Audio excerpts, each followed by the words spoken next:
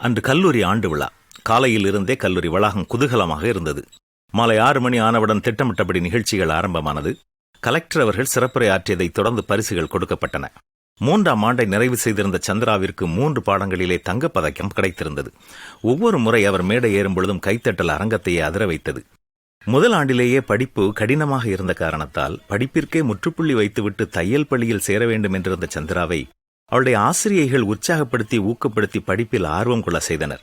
படிப்படியாக முன்னேறிய அவள் இன்று தங்கப்பதக்கம் பெற விழா மேடைப்படிகளில் உற்சாகமாக ஏறினாள்.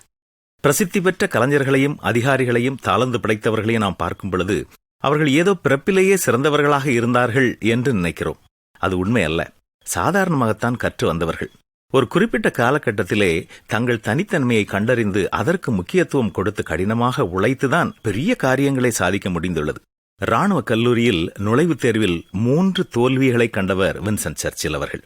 தாமஸ் ஆல்வா எடிசன் அவர்கள் ஒரு காலத்திலே வகுப்பிலே கடைசியானவராக இருந்தவர்தான். விஞ்ஞானி ஆல்பர்ட் ஐன்ஸ்டீன் அவர்கள் படிப்பில் மந்தம் என்ற பட்டம் பெற்றவர். ஹென்றி ஃபோர்ட் எதிர்காலமே இல்லாதவர் என ஒரு ஆசிரியரால் பெயர் சூட்டப்பட்டவர்தான். ஆனால் இவர்கள் ஒவ்வொருவருக்கும் கடவுள் கொடுத்திருந்த தனித்தன்மையை கண்டுகொண்டபோது மிகச் சிறப்பாக முயன்று முன்னேறினார்கள். நம் ஒவ்வொருவருக்கும் கடவுள் கொடுத்த ஒரு வரம் இருக்கும். சில வேளைகளில் நமக்கு கொடுக்கப்பட்டுள்ள திறமையை நாம் ஒப்பிட்டு குறைவாக எண்ணுகிறோம். கடவுள் இன்று உங்களுக்கு கொடுத்துள்ள பணியை எவ்வாறு நிறைவேற்றுகிறீர்கள்? நீங்கள் சோர்ந்து போயிருக்கிறீர்களா?